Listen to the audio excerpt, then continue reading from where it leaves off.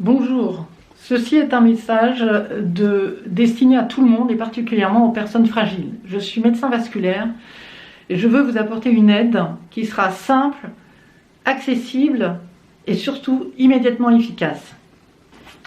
Petit rappel, notre circulation n'est pas aussi automatique et nous avons besoin de marcher et de respirer pour que notre sang remonte au cœur. Ça vous le saviez, mais vous ne saviez pas la répartition probablement de sang dans notre organisme qui n'est pas aussi équilibrée et qui n'est pas aussi automatique.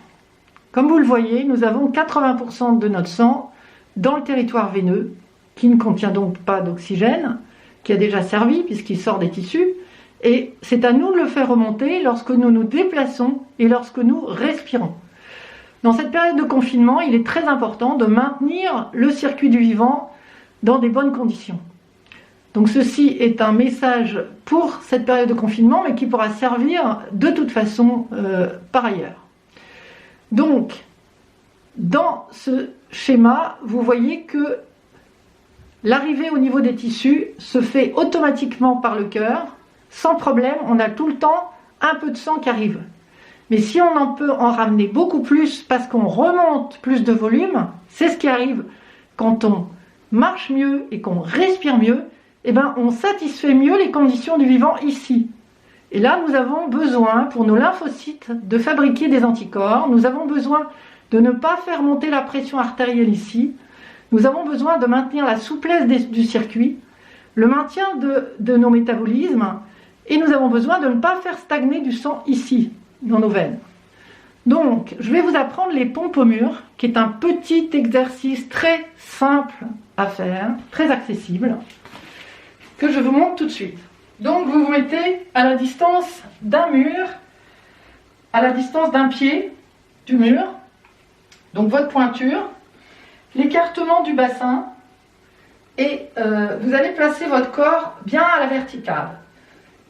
Les coudes au corps, et vous allez vous soulever avec abdos, fessiers, dorsaux. Donc tout ça doit être bien aligné. Donc vous vous soulevez et vous allez repousser le mur avec vos abdos. Et en même temps, au niveau respiration, vous allez inspirer quand vous vous soulevez et expirer quand vous redescendez à l'aplomb. Plus longtemps, parce que c'est passif le remplissage. Donc pour une bonne vidange, il faut un bon remplissage. Donc, je recommence. Quand vous le faites 3 fois à la suite, ça suffit pour doubler l'arrivée d'oxygène au niveau des tissus par rapport à un mouvement habituel qui n'est pas aussi bien réalisé. Donc, je recommence.